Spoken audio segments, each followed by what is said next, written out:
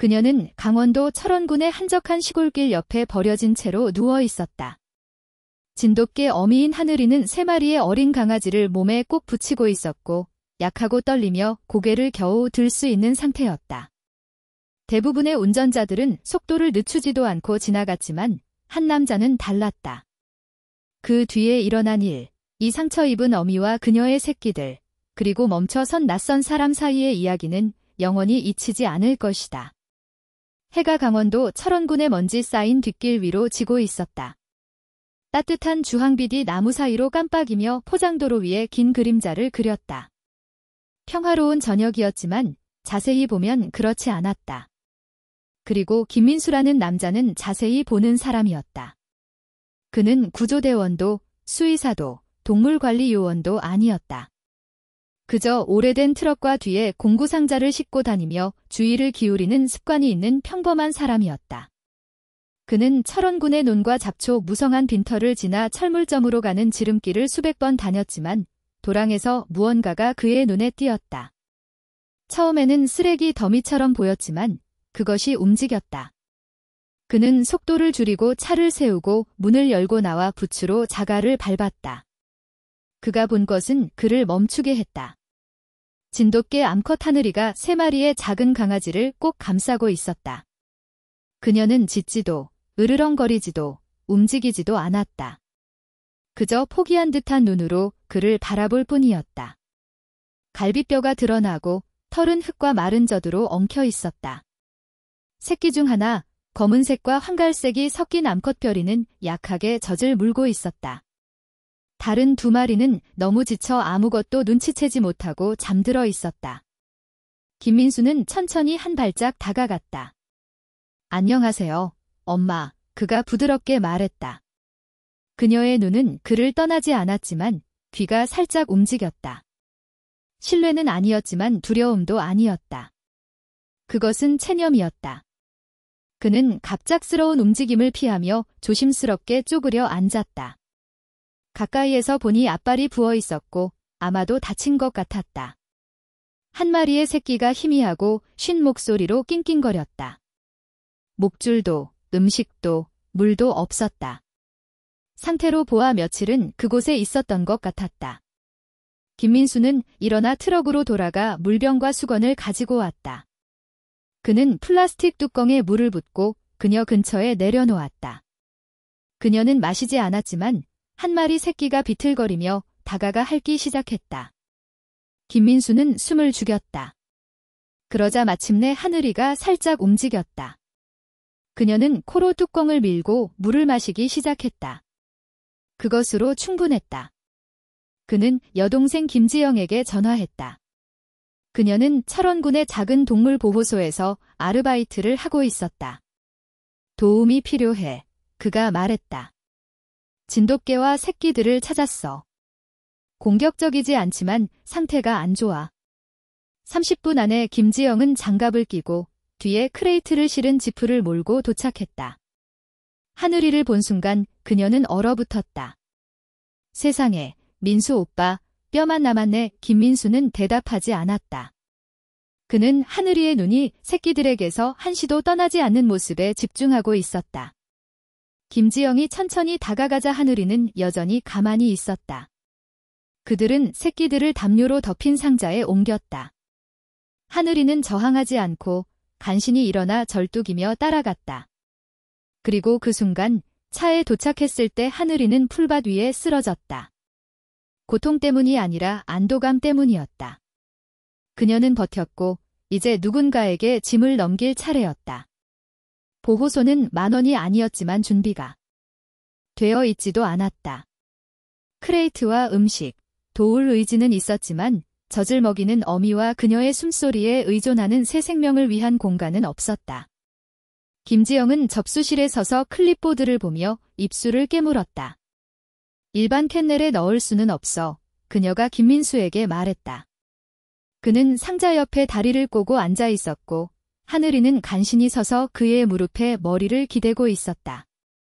조용한 방 비용은 내가 낼게. 그가 말했다. 김지영은 그를 쳐다봤다.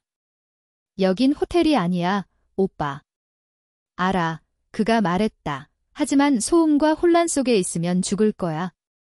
그녀는 다시 하늘이를 내려다봤다. 하늘이는 트럭 안에서도 검진 중에도 지금도 한 번도 짖지 않았다. 그저 깊은 눈빛으로 바라볼 뿐이었다. 그들은 최대한 부드럽게 상처를 닦았다. 앞발은 부러지지 않았지만 염증이 심했고 아마도 감염이나 깊은 가시 때문일 터였다. 귀를 닫고 엉킨 털을 빗고 다리 뒤쪽에서 작은 진드기를 제거했다. 하늘이는 으르렁거리지도 낑낑거리지도 않았다. 하지만 김지영이 눈을 확인하려 하자 하늘이는 갑자기 세게 움찔하며 방구석으로 물러나 이빨을 드러냈다. 물지는 않았지만 경고였다. 김민수는 본능적으로 다가갔다. 그는 그녀를 만지지 않고 천천히 옆에 무릎을 꿇었다. 하늘이는 그를 보고 몇 초 후 긴장을 풀었다. 그들은 그녀를 하늘이라고 이름 지었다. 강하면서도 부드러운 이름, 두려움 없이 기억할 수 있을 것 같은 이름이었다. 새끼들은 이제 겨우 2주령, 눈이 막 열리기 시작했고 배는 부드럽지만 말랐다. 암컷 2마리, 수컷 1마리. 김지영은 입소 태그를 작성했다. 하늘이, 성견, 암컷, 흑백, 진돗개, 별이, 암컷, 검은색과 황갈색, 다리, 암컷, 붉은 갈색발, 강이, 수컷, 오른쪽 뒷다리 약간 절름.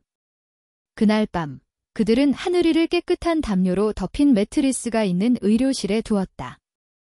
김민수는 함께 머물렀다. 묻지도 않고 침낭과 손전 등 작은 개 간식을 들고 나타났다. 하늘이는 먹지 않았지만 어깨가 닿을 정도로 가까이 누웠다. 새끼들은 조용히 젖을 먹었고 하늘이는 보호하듯 몸을 말고 처음으로 눈을 감았다. 새벽 3시 30분경 김민수는 소리에 깼다. 짖는 소리도 낑낑거리는 소리도 아닌 빠르고 얕은 숨소리였다. 그는 손전등을 천천히 켰다. 하늘이는 똑바로 앉아 벽을 응시하며 온몸을 떨고 있었다. 하늘이, 그가 속삭였다. 그녀는 그를 보지 않았다. 무언가 먼 곳에 갇혀 있었다. 그는 손을 뻗지 않고 여기선 안전해. 아무도 널 해치지 않아 라고 속삭였다. 그러자 하늘이는 짖지도 으르렁거리지도 않는 부서진 듯한 낮은 소리를 냈다. 몇 주 동안 가슴에 갇혀있던 것이 마침내 터져나온 듯 했다. 김민수는 그날 밤 더 이상 잠을 자지 않았다. 그는 가만히 앉아 그녀와 함께했다.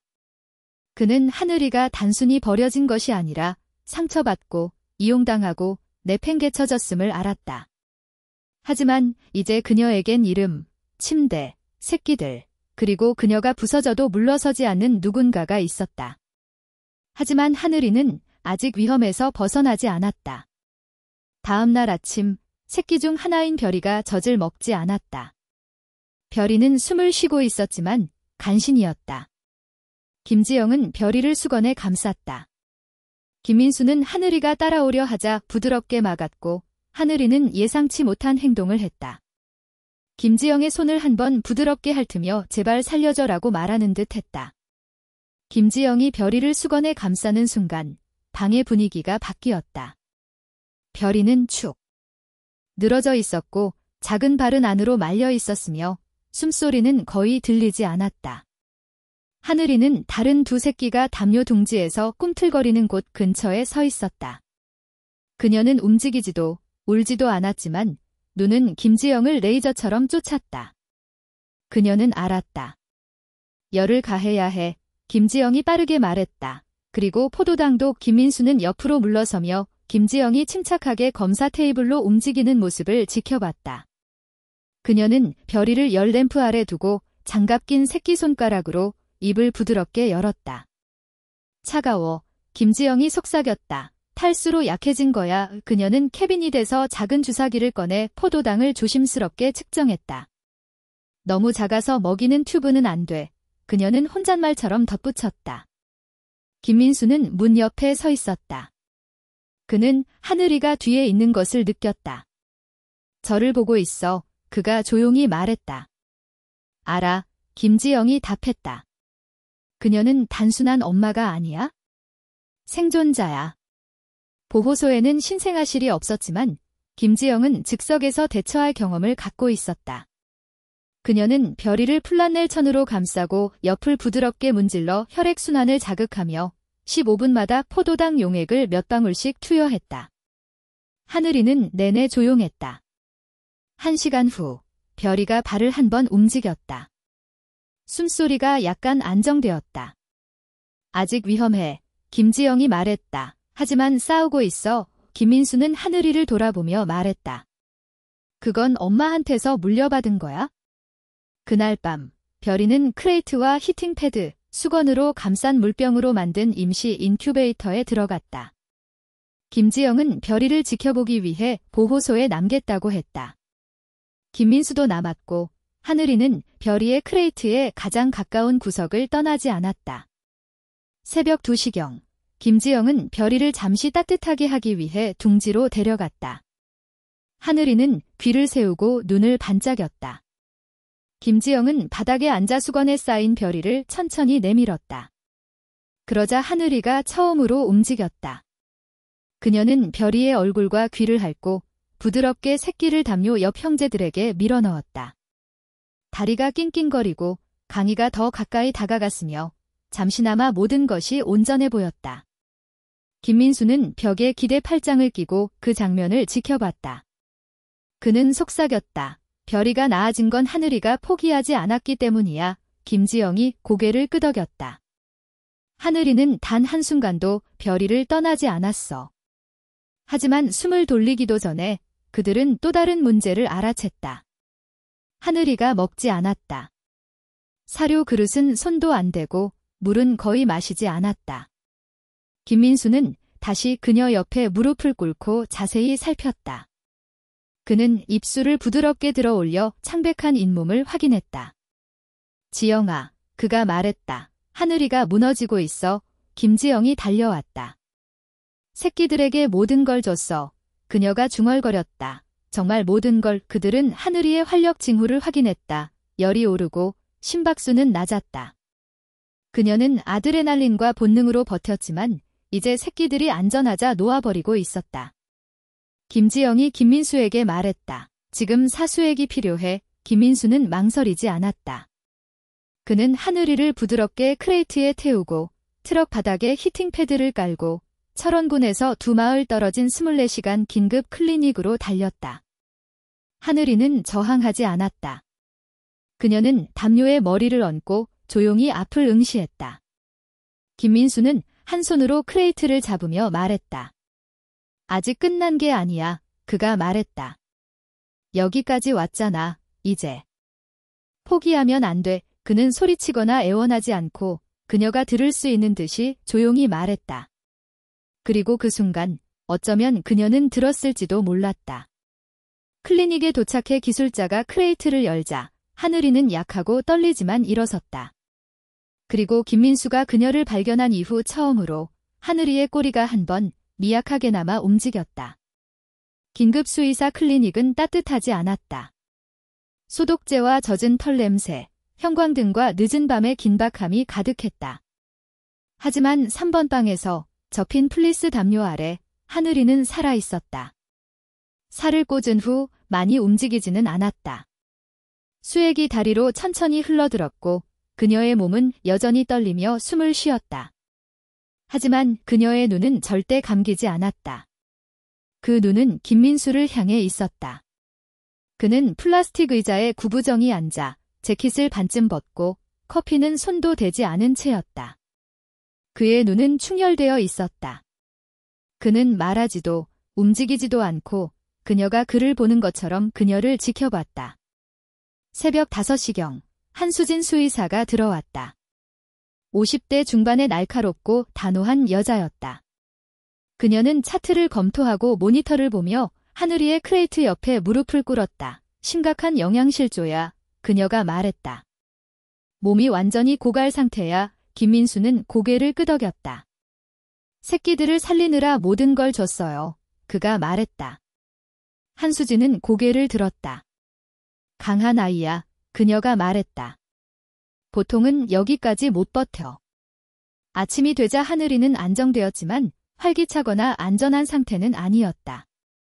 관찰을 위해 클리닉에 머물렀지만 다음 날 오후 그녀는 떨리며 천천히나마 스스로 일어섰다. 그날 저녁 김민수는 하늘이를 뒷좌석에 태우고 새끼들의 담요로 덮인 부드러운 크레이트에 넣어 보호소로 돌아왔다. 문 앞에서 김지영이 기다리고 있었다. 데리고 가면 안 됐어. 그녀가 팔짱을 끼고 말했지만 화난 표정은 아니었다. 나와 있으면 더 차분해. 김민수가 말했다. 그리고 그녀를 두고 갈 순 없었어. 그들은 하늘이를 다시 의료실로 데려갔다. 발이 담요 바닥에 닿는 순간 귀가 움직였다. 이름 소리나 목소리가 아니라 별이의 낑낑거리는 소리 때문이었다. 새끼들은 그녀가 없는 동안 먹이를 먹고 깨끗이 닦였지만 온전하지 않았다. 이제 하늘이는 절뚝이며 상자 쪽으로 한 발, 두 발 걸었다. 상자에 다가가자 새 새끼가 기운을 냈다. 강이가 비틀거리며 일어나고 다리가 소리를 냈으며 별이는 여전히 약했지만 앞으로 기어 하늘이의 가슴에 코를 댔다. 하늘이는 누워 숨을 내쉬었다. 며칠 만에 처음으로 그녀는 새끼들을 퍼즐 조각처럼 감싸고 깊이 잠들었다. 다음 일주일 동안 김민수는 매일 나타났다. 그는 하늘이에게 삶은 닭고기를 믹서에 갈아 가져오고 따뜻한 물통을 들고 오며 침대를 갈아주고 그녀가 새끼들에게 젖을 먹이는 동안 크레이트 옆에 앉았다. 그는 서두르지 않고 그녀가 먼저 움직이지 않으면 만지지 않았다. 그러던 어느 날 하늘이가 움직였다. 그가 상자 옆에 앉아 다리에게 젖병을 주고 있을 때 담요를 고치려 손을 뻗자 하늘이가 천천히 그의 팔에 발을 올렸다. 긴장하거나 두려워하지 않고 그저 가만히. 그녀는 그를 바라봤고 그 조용한 보호소 방에서 히팅 램프의 윙윙거림과 새끼들의 낑낑거림 속에서 무언가가 바뀌었다. 김지영도 알아챘다. 그게 뭘 의미하는지 알지? 그녀가 나중에 말했다. 김민수는 고개를 들었다. 나를 선택한 거야. 그는 고개를 저었다. 난 입양할 타입이 아니야. 김지영은 눈썹을 치켰다. 그녀는 내가 어떤 타입인지 신경 안 써. 그냥 내가 곁에 있었다는 걸 아는 거야. 그날 밤 하늘이는 도움 없이 일어나 먹었다. 별이도 꼬리를 흔들며 따라했다. 강이는 상자 가장자리를 서툴게 넘었고 다리는 김민수의 신발끈을 씹으며 그가 며칠 만에 처음으로 웃음을 터뜨리게 했다. 보호소는 많은 개들이 오가는 곳이었지만 하늘이의 조용한 힘은 그곳의 리듬을 바꿨다. 자원봉사자들이 더 자주 들렀고 직원들은 더 늦게까지 남았으며 김지영은 트라우마 케이스를 위한 조용한 방 프로그램을 시작했다. 모두 한 어미가 계속 싸운 덕분이었다. 하지만 모든 것이 정상으로 돌아오려는 찰나 보호소 문을 두드리는 소리가 들렸다. 낯선 얼굴, 오래된 사진을 든 남자였다. 김지영이 문을 여는 순간 표정이 바뀌었다. 두드리는 소리가 조용한 복도에 울렸다. 김지영은 서류에서 눈을 들었다. 이미 문을 닫은 시간이었다. 그녀는 천천히 문을 열었다. 밖에는 50대 후반의 키 크고 거친 인상의 남자가 낡은 플라넬 셔츠와 청바지를 입고 모자를 팔에 끼고 서 있었다. 손에는 사진이 들려 있었다. 미안합니다. 그가 거친 목소리로 말했다. 문 닫은 거 압니다. 그냥. 페이스북에서 그 개를 봤어요. 김지영의 숨이 멈췄다. 당신 개였나요? 그녀가 조심스럽게 물었다. 그는 사진을 들어 올렸다. 2년 전의 하늘이 깨끗한 털과 밝은 눈으로 뒷마당 잔디에 누워있는 모습이었다. 옆에는 10살쯤 되어 보이는 소녀가 미소 짓고 있었다. 제 손녀가 소라라고 불렀어요. 그가 말했다. 김지영의 목이 메었다. 많이 겪었어요. 그녀가 천천히 말했다. 알아요. 그가 답했다. 당신들 게시물을 보기 전까지 몰랐어요. 김지영은 그를 안으로 들이고 앞방에서 기다리라고 했다. 그녀는 김민수에게 전화했다. 그는 15분도 안 되어 작업용 부츠를 신고 표정은 읽을 수 없이 도착했다. 남자는 김민수가 들어오자 일어섰다. 저는 박태호입니다. 그가 말했다. 문제 일으키고 싶지 않습니다. 그냥 그녀를 보고 싶어요. 김민수는 악수를 하지 않았다. 그는 남자의 눈을 똑바로 보며 말했다. 거의 죽을 뻔했어요. 박태호는 고개를 끄덕였다. 짐작했어요. 그 사람에게 줬을 때 그가 말했다. 그는 작업견을 훈련시킨다고 했어요. 안전할 줄 알았죠? 그게 다였어요. 뒤쪽에서 하늘이는 새끼들과 물음표 모양으로 잠들어 있었다. 김지영은 옆에 무릎을 꿇고 속삭였다. 누군가 당신을 안다고 해. 하늘이는 고개를 들고 귀를 움직였다. 김지영은 일어나 복도 문을 열었다. 김민수가 들어오고 박태호가 따라왔다. 하늘이는 그를 봤다. 그녀는 움직이지 않았다. 박태호는 조심스럽게 몇 발짝 떨어져 무릎을 꿇고 주머니에서 사진을 꺼내 바닥에 놓았다. 내가 잘못했어. 아가, 그가 속삭였다. 그들이 널 해칠 줄 몰랐다. 하늘이는 공기를 맡았다. 긴장하거나 으르렁거리지 않았지만 가까이 가지도 않았다. 긴 침묵 후 하늘이는 고개를 돌려 김민수의 손에 코를 댔다. 그것으로 충분했다. 그는 박태호를 보며 조용히 말했다. 이제 당신 개가 아니에요. 박태호는 천천히 고개를 끄덕였다. 그럴 거라 생각했어요. 그가 말했다. 그냥 손녀에 대해 말하고 싶었어요. 그는 재킷에서 접힌 종이를 꺼내 카운터에 놓았다. 작년에 교통사고로 죽었어요. 소라는 그 애가 사랑한 마지막 존재였죠. 다시 보는 게 의미가 있을까 해서요. 김지영이 앞으로 나섰다. 누군가. 손을 너무 빨리 들면 아직도 움찔해요. 그녀가 말했다.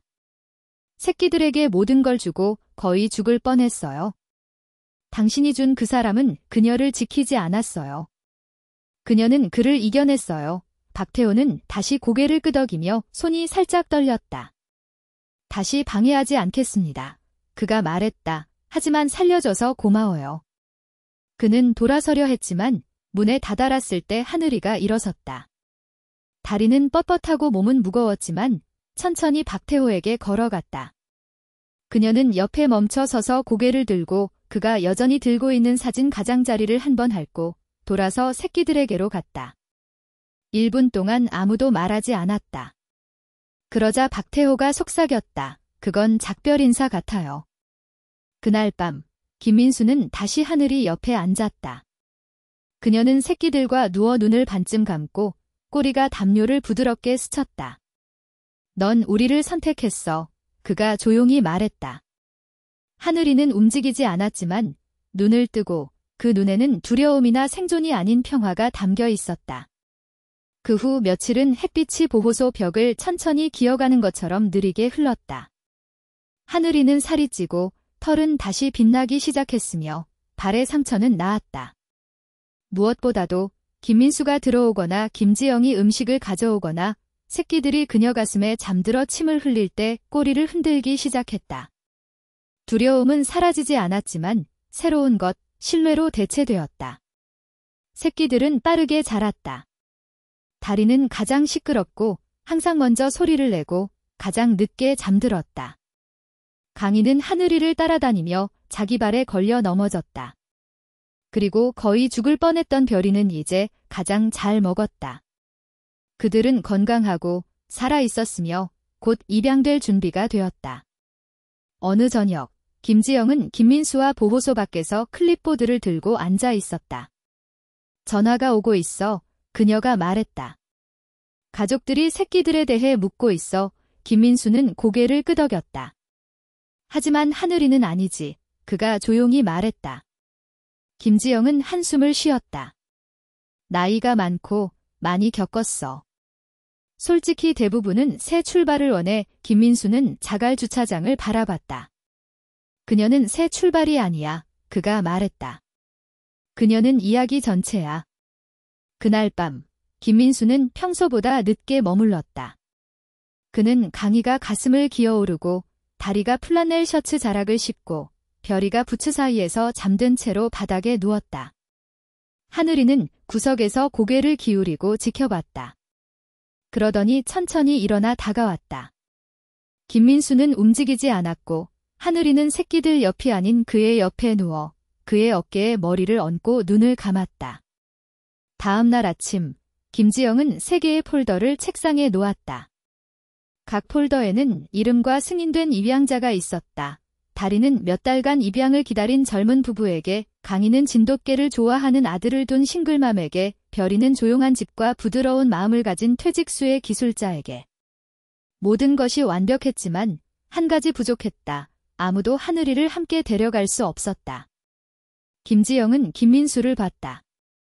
신청 안 했잖아. 그는 처음엔 대답하지 않았다.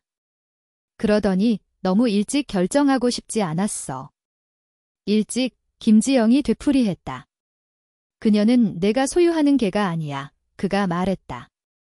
그녀는 내가 지키는 생명이지. 그날 오후, 그들은 소개를 했다. 각 입양자가 새끼를 만나러 천천히, 부드럽게, 한 번에 한 명씩 왔다.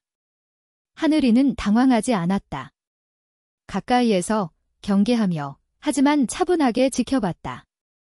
새끼들이 안기고 이마에 키스받을 때 그녀는 으르렁거리지도 움찔하지도 않았다. 그저 지켜봤다. 그녀는 알았다. 저녁이 되자 방은 몇 주 만에 가장 조용했다. 담요는 비어 보였고 공기는 고요했다. 하늘이는 중앙에 서서 혼란스러워했다. 김민수는 무릎을 꿇었다. 그들은 안전해. 그가 말했다. 사랑받고 있어. 그녀는 한 번 서성이다가 마지막으로 새끼들이 자던 담요에 누웠다. 꼬리는 흔들리지 않았지만 울지도 않았다. 김민수는 그날 밤 불이 꺼질 때까지 머물렀다. 김지영은 그와 하늘이가 조용히 지친 채로 앉아있는 것을 봤다. 그녀는 옆에 앉았다. 이미 결정한 거 알지? 김민수는 고개를 들지 않았다. 난 사람들이 생각하는 구조 스토리의 주인공이 아니야. 그가 말했다. 그녀에겐 내가 그렇지. 김지영이 답했다. 그게 전부야. 다음 날 아침, 하늘이는 그가 문을 열기도 전에 게이트 앞에서 기다렸다. 서성이지 않고, 짖지 않고, 그저 앉아서 지켜보며 준비되어 있었다. 그때 김민수는 마침내 말했다. 집에 가자. 운전은 조용했다. 짖지도 낑낑거리지도 않고 하늘이는 뒷좌석에서 새끼들 냄새가 나는 담요에 누워 창밖을 바라봤다. 김민수는 한 손으로 핸들을 잡고 다른 손은 크레이트 옆에 부드럽게 놓았다. 몇 분마다 거울로 그녀를 봤고 매번 그녀도 그를 보고 있었다. 집은 화려하지 않았다. 단층집, 나무 포치, 어제 작업하다 남은 공구가 계단에 있었다. 김민수는 청소하거나 꾸미지 않고 그냥 문을 열고 말했다. 여기야. 하늘이는 천천히 나왔다. 공기, 포치, 문턱을 킁킁거렸다. 잠시 망설였지만 두려움이 아니라 본능 때문이었다. 그리고 그녀는 문턱을 넘었다. 거실은 톱밥과 커피 냄새가 났다.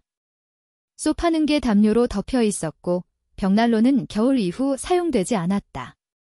하늘이는 꼬리를 내리고 천천히 돌며 모든 것을 살폈다. 발바닥이 나무 바닥을 부드럽게 클릭했다. 김민수는 말이 많지 않았다.